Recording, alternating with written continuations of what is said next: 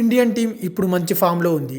కుర్ర ప్లేయర్లు అందరూ తమదైన రీతిలో టీ20లో రాణిస్తూ తమకంటూ ప్రత్యేక ఇమేజ్ని ఏర్పాటు చేసుకుంటున్నారు.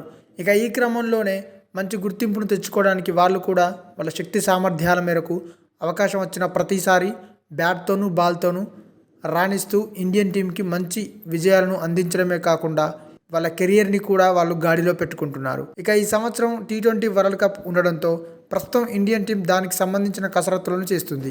ఐపీఎల్ మ్యాచ్లు అయిపోయిన వెంటనే జూన్లో ఈ మ్యాచ్లు స్టార్ట్ అవుతుండడం వల్ల ప్లేయర్లకి ఐపీఎల్లో ప్రాక్టీస్ అయినట్టుగా అవుతుందంటూ బీసీసీఐ కూడా దీని మీద పాజిటివ్గా స్పందిస్తుంది. అయితే జూన్ 4వ తేదీ నుంచి 30వ తేదీ వరకు జరిగే ఈ మ్యాచ్ల్లో మొత్తం 20 జట్లు 4 గ్రూపులుగా డివైడ్ అయి ఈ మ్యాచ్లను ఆడబోతున్నట్టుగా తెలుస్తుంది.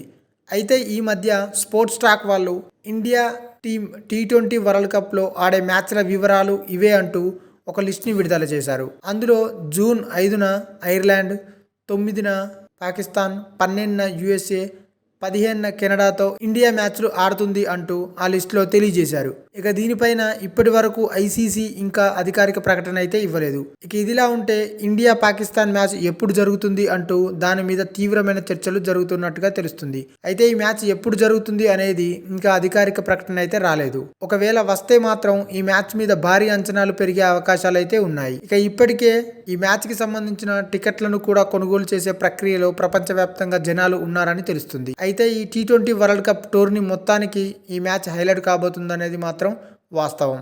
అయితే టీ20 వరల్డ్ కప్ను గెలిచి ఈసారి ఇండియన్ టీం తన సత్తా ఏంటో ప్రూవ్ చేసుకోవాలని చూస్తుంది.